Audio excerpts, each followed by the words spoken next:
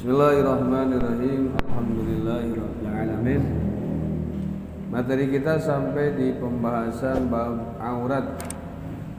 Kemarin kita boleh melihat kemaluan istri di batas dohir atau luar saja, namun terkena hukum makruh.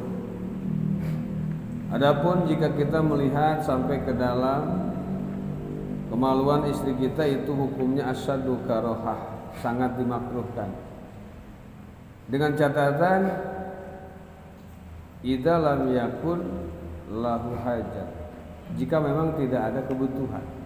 Tapi memang jika ada kebutuhan, seperti ada sesuatu yang masuk, itu tidak dimakruhkan. Entah itu mungkin batu cincinnya ketinggalan, entah itu sepatu bot atau helm mas, itu bisa saja terjadi. Baik. Nah, kemudian di sini para ulama berkomentar terkait bagaimana kita melihat kemaluan anak perempuan atau bocah cilik, anak kecil perempuan. Maka di sini terjadi perbedaan pendapat. Mana Rafi'i an-nadhar ila farjis shaghir. Imam Rafi'i melarang alias mengharamkan melihat kemaluan walaupun anak kecil. Imam Rafi' senior Imam Nawawi. Wa qata'a al-Qadi Husain bi jawazin nadri ila farjis shaghirah.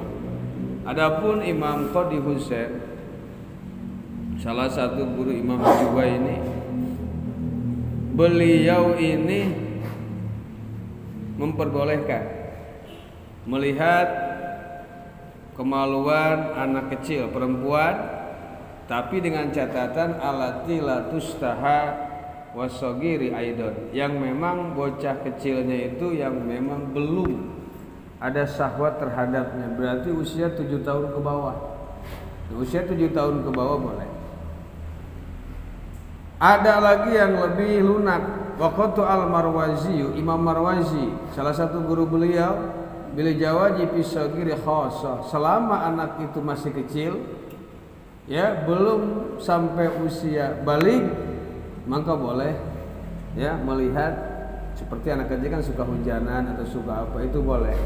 Ya hanya sebatas ibah. Wa ibahatu dzalik tabqa ila bulughi sinni tamyiz. Kebolehan melihat kemaluan anak kecil itu sampai di usia balik. Entah itu 9 tahun atau 10 tahun.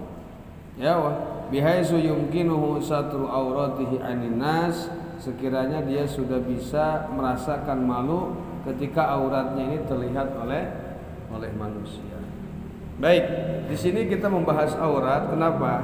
Sebelumnya kita membahas juga bab bersuci. Karena disinilah bahwa kita menghadap Allah harus dengan keadaan bersih, harus keadaan suci, karena Allah pun maha suci, tabarakasmuhu wa ta'ala. Kemudian kenapa kita harus menutup aurat? Aurat adalah sesuatu hal yang menjijikan jika kita diperlihatkannya atau jika kita melihat aurat tersebut. Maka tidak ada sesuatu yang kotor, tidak ada sesuatu yang jijik ketika kita menghadap Allah. Itu maksudnya.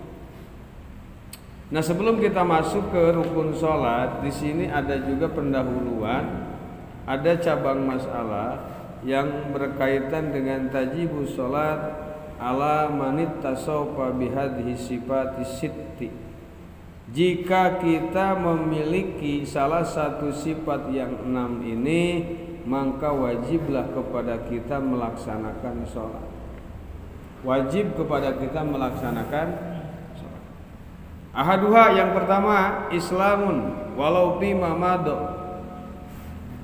Pernah merasakan Islam.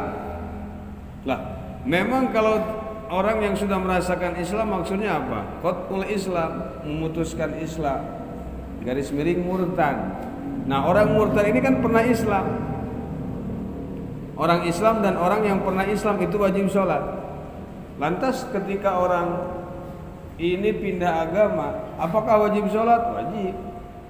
Nanti ketika dia kembali lagi ke Islam, naudzubillah, contoh Si Jaed keluar Islam tanggal 1 Januari 2022. Kemudian di bulan Maret tanggal 1 kembali lagi ke Islam. Berapa bulan dia murtad? 2 bulan. Nah selama 2 bulan itu wajib sholat, wajib qada. Nah berarti itu orang yang pernah 2 bulan. 2 bulan kali seharinya 5, 60 kali 5 berapa tuh? 300 waktu sholat. Wajib itu wajib. Kecuali pala yajibu alal kafiril aslihi al-qada'u idza aslama. Tidak wajib ya mengkodok sholat kepada memang kafir asli yang memang lahirnya sudah kafir. Ketika dia sudah Islam tidak wajib mengkodok. Ya di usia berapa tahun? 25 tahun. Di akil baliknya usia 12 tahun, 13 tahun itu sudah wajib sholat. Ketika Islam sudah tidak wajib qada karena memang terlahirnya murni kafir. Maksudnya diasuh oleh orang kafir. Kalau bayi semuanya fitrah Islam. Walaupun memang orang itu orang tuanya Nasrani, orang tuanya Kristen, Protestan, Kristen Katolik, Kristen macam-macam lah. Ya, ketika akil baliknya dia pindah ke Islam. Atau kita mungut bayi tersebut, nggak usah syahadat lagi karena memang kullu mauludin yuladu alal fitrah illa abawahu yuhawwidani wa yunassirani. Semua bayi yang terlahir itu dilahirkan dalam keadaan Islam. Jadi ketika kita mengadopsi bayi yang baru 1 tahun ke kita, ya sudah nanti ketika dewasanya nggak usah syahadat, ya orang Islam. Jadi ibunya, orang tuanya yang menjadikan Yahudi, orang tuanya yang menjadikan Nasrani. Maka semua tergantung didikan orang. Tuh, balayan akidu, bahkan jika orang kafir masuk Islam, kekeh dia pengen qada sholat, layan akidu nggak sah sholat. Karena memang nggak wajib qada kecuali murtad. Fayajibu alaihi al-qada hatta zaman al-junun.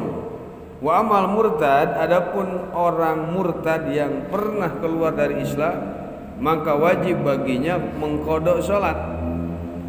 Walaupun saat itu selama dia murtad pernah gila 1 bulan, tetap aja yang bulannya tetap dihitung wajib qada. Parah orang murtad itu, naudzubillah. Apa sih yang kalian cari? Ya, ada satu kisah wali. Kita mengambil kepada duniawi ya. Kalau duniawi itu kalau memang ada pakai untuk masa sekarang, nggak usah mikirin masa depan. Ada seorang wali menyamar menjadi orang biasa, kemudian dia membawa satu barang dagangan yang hendak diberikan, pesanannya itu diberikan kepada si pemesan konsumen. Di tengah perjalanan ada pejabat yang sombong, tamak dan kikir, kemudian memanggil dan menghina wali tersebut. Kemudian wali tersebut dipanggil, "Hei Fulan bin Fulan," dia nggak nengok, sampai teriak marah, "Kamu saya panggil diam saja." Dengan nada ramah humble, wali tersebut mengatakan, "Mohon maaf Pak, kenapa saya nggak nengok, bukan nggak menghargai Bapak. Kirain Bapak bukan manggil ke saya, karena itu bukan nama saya." Begitu.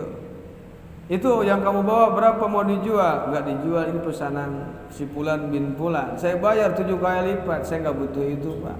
Kamu orang miskin enggak butuh seperti itu. Waduh, cukup orang bohong, kamu enggak butuh duit, segala macam, menghinakan. Jadi semua itu bisa diukur dengan apa? Dengan apa? Ya kebetulan memang si wali tersebut sedang membawa cangkul. Saat itu pun barang dagangannya dilepas, kemudian dia mencangkul tanah. Ya, setelah 3 kali cangkulan maka banyaklah keluar batang emas. Kata beliau, "Pak, saya tidak butuh duniawi. Ya, kalau mau kayak gini datang ke pondok saya, ini banyak. Ini lebih murah daripada beras di saya." Dia kumpulin segala macam di kantongan. Tadi arek nawar teh ningali emas mah peot. Kalah dia tersebut. Kemudian datang ke pendoponya wali tersebut, beliau sedang berzikir, tapi walaupun berbalik dia mendengar suara orang yang datang dan tahu bahwa orang itu adalah orang yang kemarin bertemu. Ketika berwirid dia masih menghadap membelakangi si orang tadi yang sombong. Apakah merasa kamu belum cukup sampai membawamu ke sini? Pasti saya minta emas deh. Buat apa rencananya? Kamu kan hidup nggak bakal lama, habiskan saja. Kenapa kamu? Segala macam tetek-tetek dengan alasan untuk masa depan anak saya supaya hidupnya nyaman, hidupnya tenang dan tentram. Anda sudah sombong, Anda sudah mendahului Allah. Sebelum Allah ciptakan, lahirkan anak Anda, Allah sudah siapkan rizkinya. Anda nggak usah mempersiapkan sesuatu untuk anak Anda. Yang ada habisin. Orang butuh duit 5 juta saat ini, nyaah ke jeung anak orang bisa daripada pae, mendingan pakai. Maka keluarlah statement orang tua bahwa dunia itu buat tatalang diri. Dunia itu jeung tatalang diri. Ketika kita butuh ya sudah pakai. Jangan mikirkan masa depan yang belum pasti, teuing nepi teuing moal umur ka ditu meru. Nya ulah sok mikiran aing ke jeung istri kadua naon. Anu ayeuna ge ribut wae kasana misalnya. Geus mikirkan masa sekarang. Walakin nani mahabi godin amin. Untuk masa depan kami nggak tahu bagaimana kami. Jadi ya sudah, nikmati, syukuri apa yang sekarang kita rasakan. Besok bagaimana, lusa bagaimana, pasrahkan kepada Allah. Allah sebelum ciptakan langit dan bumi, sebelum kita diciptakan oleh Allah sudah dipersiapkan rizki. Namanya rizki mau'ud. Ada rizki mau'ud yang dijanjikan dari wa'dun. Ada rizki madmun. Madmun itu rizki memang yang ditanggung oleh Allah. Mau'ud yang dijanjikan ketika kita 4 bulan dalam kandungan dijanjikan oleh Allah. Rizki kamu sekian, usia kamu sekian. Itu mau'ud yang dijanjikan. Ada madmun yang memang ditanggung jawab oleh Allah. Wa may yattaqillah yaj'al lahu makhraja. Barang siapa yang bertakwa kepada Allah, yaj'al, maka Allah jadikan makhraja, jalan keluar, solusi, pemecahan di setiap permasalahannya. Bahkan Allah berikan door prize, wa yarzuqhu min haitsu la yahtasib. Allah berikan rizki yang enggak disangka. Rizki yang enggak disangka. Pokoknya di setiap diam kita itu sudah baca istighfar saja. Istaghfiru rabbakum innahu kana ghaffara. Itu banyak. Ini terkutip dalam kitab Fawaidul Mukhtarah, juga terkutip dalam kitab Ruhul Bayan di surat Nuh.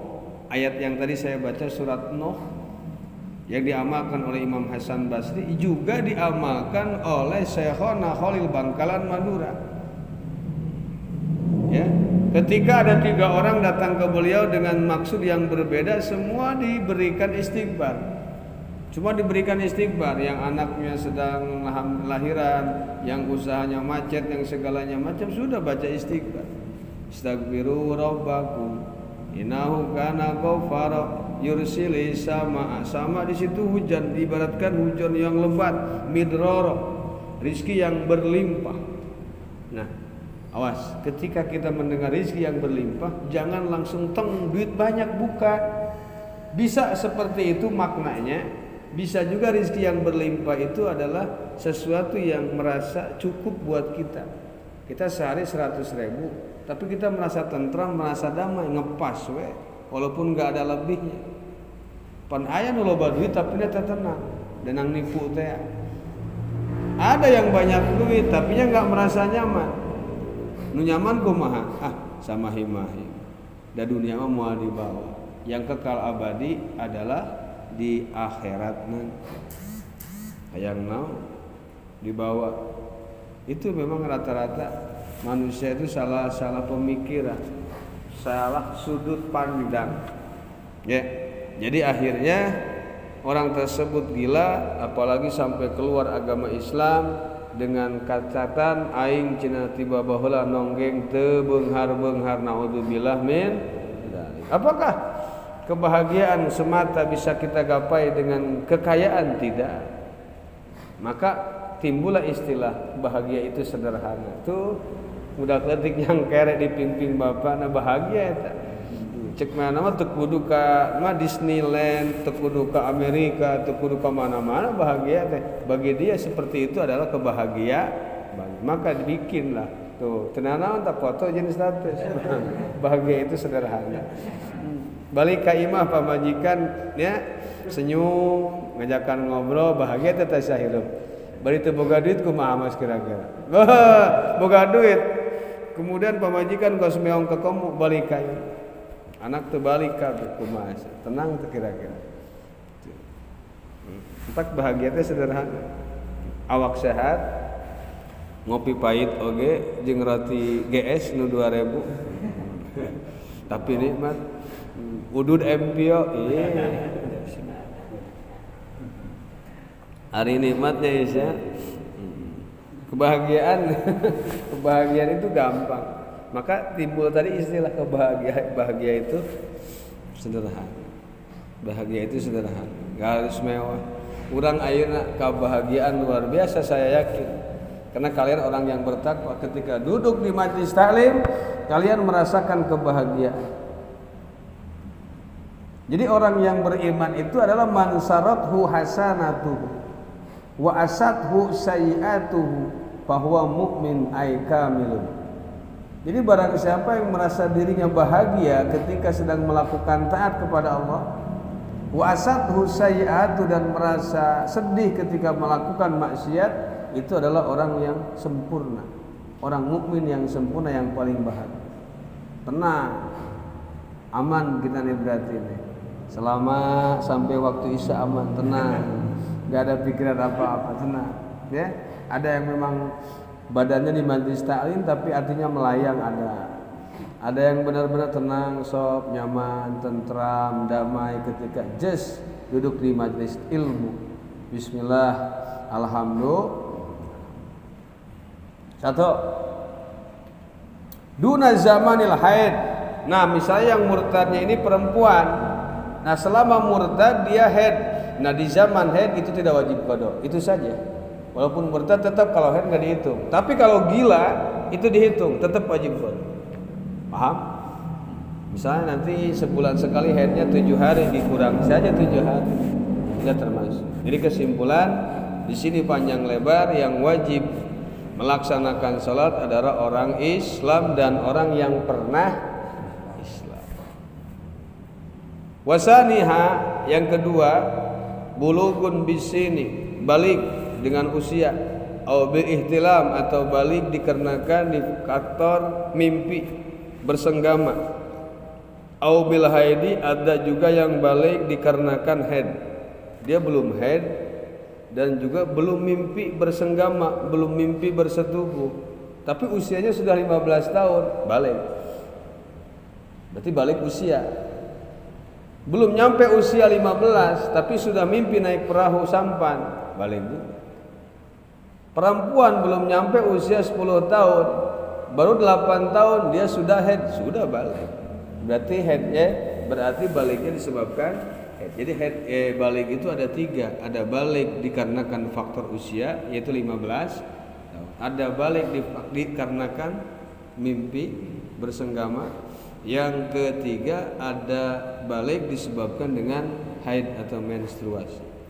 Fala yajibul qada'u ala sobi ba'dal bulug, nanti kepada bocah kecil ketika dia sudah balik tidak wajib mengqada semasa kecilnya. Nah anak kecil ini ketika dia sudah balik nanti dan kita pun tidak pernah mengqada salat kita waktu kecil. Lakin yundabu lahu idza balagha qada'u ma fatahu zaman tamyiz. Yang wajib diqada itu sunat, yang bukan yang wajib. Sunat diqada ketika kita sudah menjelang masa tamyiz. Tamyiz itu akil berbalik. Berarti usia 7 tahun. Ya, sudah makan sendiri, sudah minum sendiri, mandi sendiri. Nah, itu namanya tamyiz. Tamyiz menurut ilmu fikih, ada tamyiz menurut ilmu nahwu sharaf, beda lagi kalau tamyiz. Itu sunat. Sunat mengqada.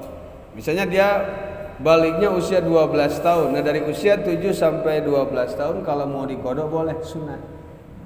Jarang itu, jarang. Khilafan kelewat. Ya, fa innahu yahrum. Haram mengkodok sholat semasa kita kecil. Dari 7 tahun ke bawah nggak usah dikodok. Bahkan ketika dikodok jatuh haram. Walayan akhir dan tidak sah. Khilafan li jahalati sufiyah. Berbeda pendapat dengan orang-orang sufiyah yang bodoh. Di sini di garis bawah ya. Di zaman Syekh Nawawi berarti ada kalimat orang sufi yang bodoh. Ini yang dicam oleh pengikut-pengikut Salafi Wahabi yang akhirnya awalnya tidak pernah mengkaji ilmu fikih, tiba-tiba langsung pegang tasbih, tiba-tiba langsung ikut tarekat. Itu yang disebutnya. Maaf ya, saya bukan mencaci tarekat, bukan. Silakan kalian ikut tarekat, saya tidak mencaci.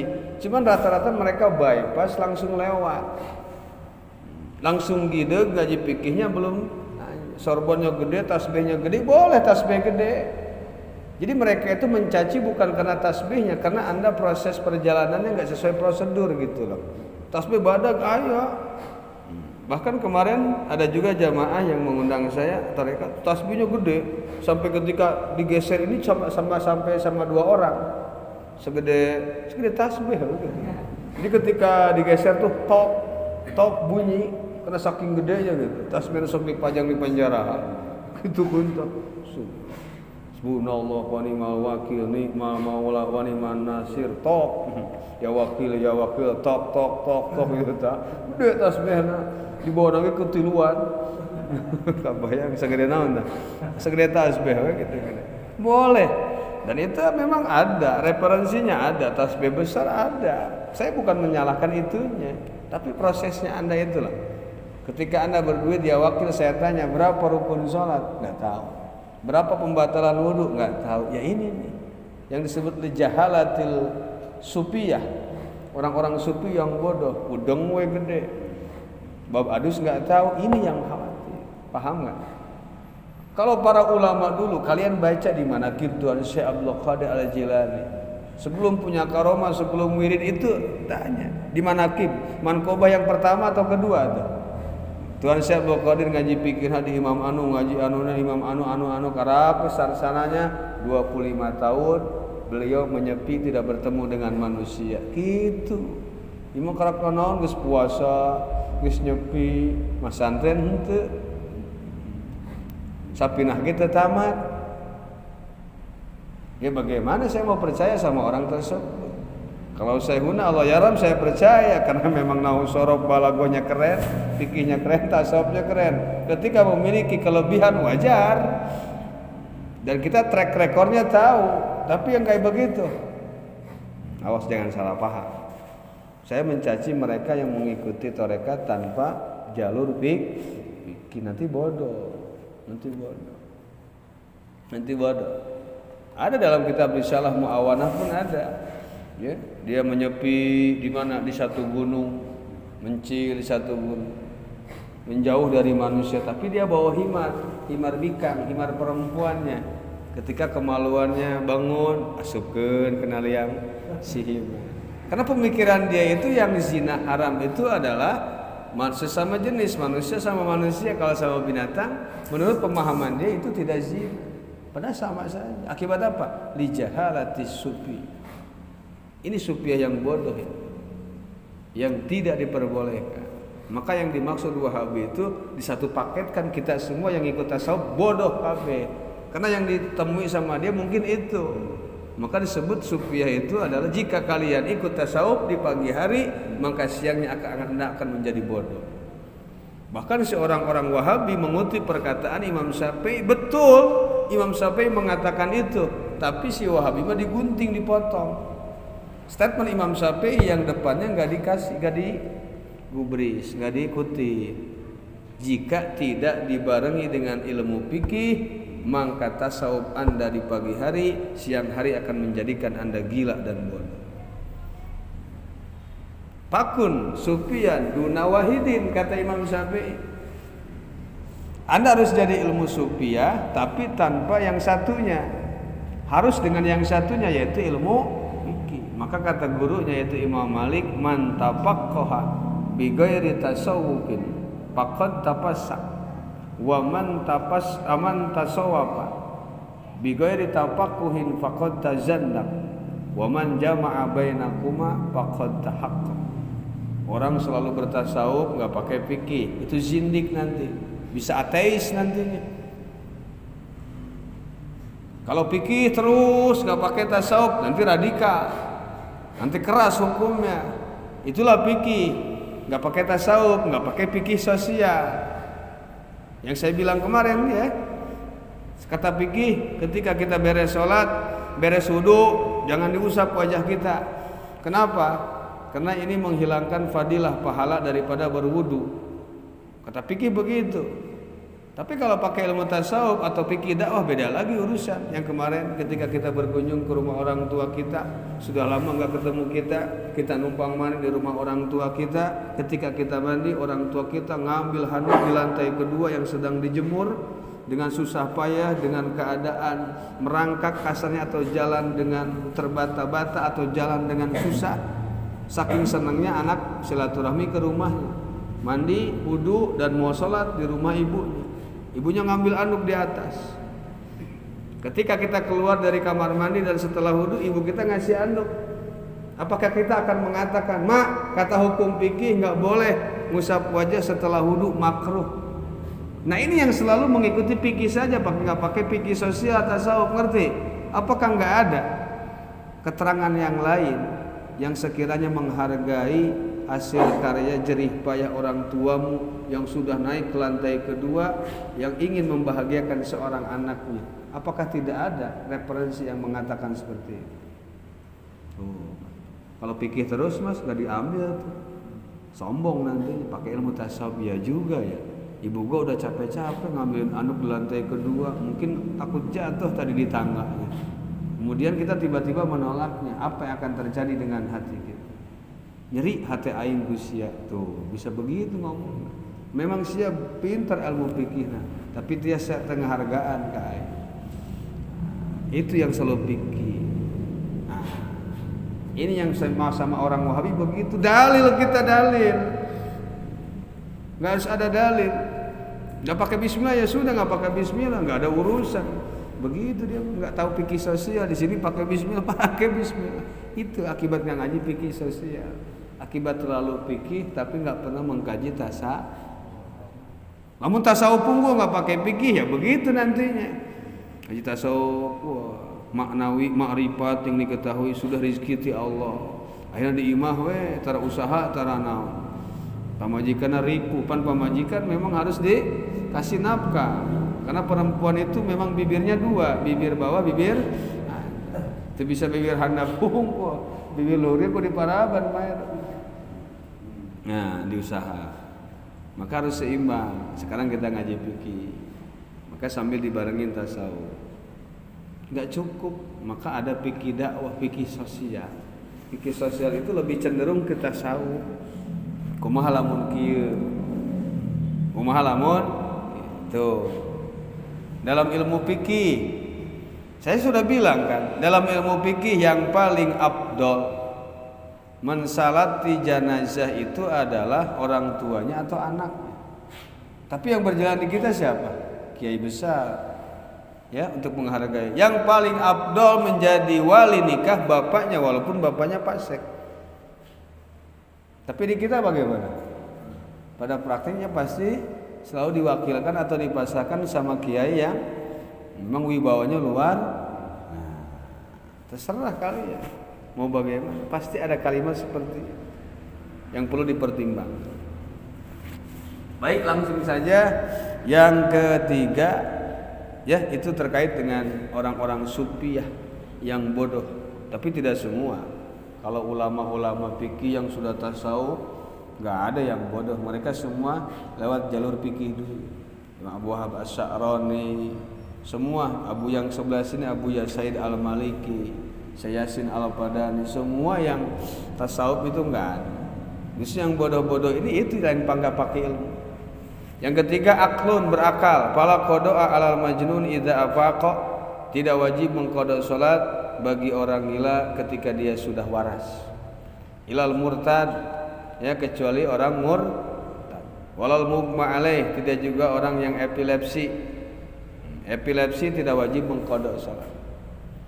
Idza ta'adda, kecuali memang epilepsinya disebabkan dengan faktor kesengajaan. Wa yajibu alaihi ma hina idin, maka wajib kepadanya, kepada orang yang gila, kepada orang yang epilepsi yang sengaja dengan kejadian tersebut. Wa amma idza lam yata'adda, jika memang tidak sengaja, falaisa biwajibin, maka tidaklah wajib mengqada salat. Bal yustahabbu 'alal mu'tamad, tapi hanya sebatas sunnah saja menurut pendapat yang kuat. Warabiuha, yang keempat, salamatu ihda hawasi sam'i wal basar, selamat salah satu panca indranya, yaitu pendengaran dan penglihatan. Jadi pala tajibu salat ala man khuliqa asma a'ma walau natikon, tidak wajib salat bagi mereka yang diciptakan oleh Allah terlahir dalam keadaan bisu. Mohon maaf, dilahirkan dalam keadaan asom. Apa asom? Tuli. Akma, buta. Jadi kalau orang buta sama orang tuli itu nggak wajib sholat. Kalau memang dari kudrat lahirnya. Walau natikon, walaupun bisa ngomong, tapi nggak dengar, tapi nggak melihat. Lah iya, bagaimana juga kita mau mengajarkan bab sholat? Bagaimana mau dia baca kitab? Wong tulisannya nggak kebaca karena nggak lihat. Diajarin sama gurunya nggak ngedenger. Makan, nggak mau, takut, disangkanya perang. Nah, inilah Islam, inilah hukum, masuk akal kan? Nah, itu nggak ada dalam Al-Qur'annya ini, tapi diambil dari mana Al-Qur'an, yang tentunya dari ayat-ayat yang kita tidak sampai otaknya ke sana. Semua pasti dalam Al-Qur'an, semua pasti ngambilnya dari hadis, cuman otak kita nggak nyampe ke sana. Ini bagian coret-coretannya para ulama. Fala yajibu alaihil qada in zala mani'uhu, jika di tengah usianya tulinya hilang, di usia 30 tahun dia sembuh, matanya bisa lihat, maka setelah dia waras enggak wajib qada selama sebelumnya, enggak wajib qada. Itulah Islam, enggak ada sesuatu yang memberatkan. Ya, tidak ada yang memberatkan. Mu'tamad. Wa khamisuha, yang nomor kelima, bulughud dakwah, sampai dakwah ke kita, sampai dakwah ke kampung tersebut.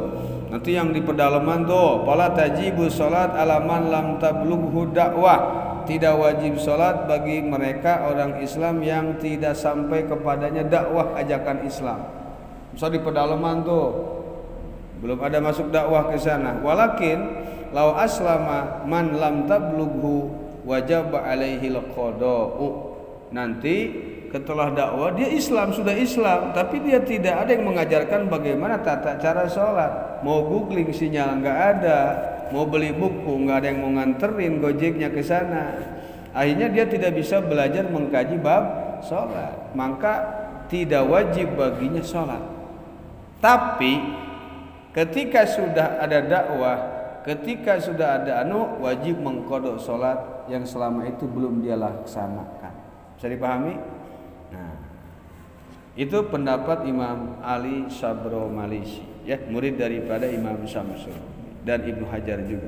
Yang terakhir, wasadisun nomor ke-6, naqaun minal haidi wan nifas, harus bersih dari haid dan nifas. Wala yajibu alal haid, tidak wajib mengqada kepada orang yang haid, wan nifasai, dan kepada orang yang nifas, walau firidatin, walaupun semasa dia murtad tadi, bal wala yundabu, bahkan tidak disunahkan juga. Kalau aradata al-qada apa innahu yasi'u ma'al karohah, jika orang haid dan nifas mau mengqada salat, tetap saja itu hukumnya boleh sah, tapi makruh, percuma nggak dapat pahala. Orang yang haid mau diqada nggak usah, karena memang hadis riwayat dari Aisyah, umirna biqada'i shaum la biqada'i shalat. Kami diperintah oleh Rasul saat kami haid hanya mengqada puasa saja, tidak untuk mengqada salat. Umirtu biqada'i shaum la biqada'i shalat. Ya, fa idza zalatil mawani'u al madhkuratu minhum wa qad baqiya min waqti shalat ma yas'u qadra takbirati taharrumin lazimathum tilka shalat. Jika udzur yang 6 tadi saya sebutkan hilang dan masih ada waktu sekira-kiranya bisa takbiratul ihram, maka tetap wajib sholat. Kita buta, naudzubillah, kita tuli, ketika waktu maghrib mau selesai 1 menit lagi, kita bisa melihat, kita bisa ngomong, kita bisa dengar, wajib langsung sholat maghrib. Gak keburu wudunya, wajib qada berarti, karena saat sembuhnya sudah masuk waktu. Itulah Islam. Fikih sampai ke sana. Insyaallah nanti kita akan bahas makruh dalam sholat. Belum masuk sholat. Nah, ketika kita melakukan atau terdapat 20 hal ini sebelum sholat, maka hukumnya makruh. Seperti mau sholat nahan kentut, salah satunya tuh, nahan BAB, yang modo mas BAB. Itu nanti makruh.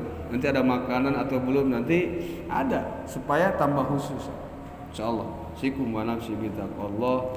Wallahu a'lam.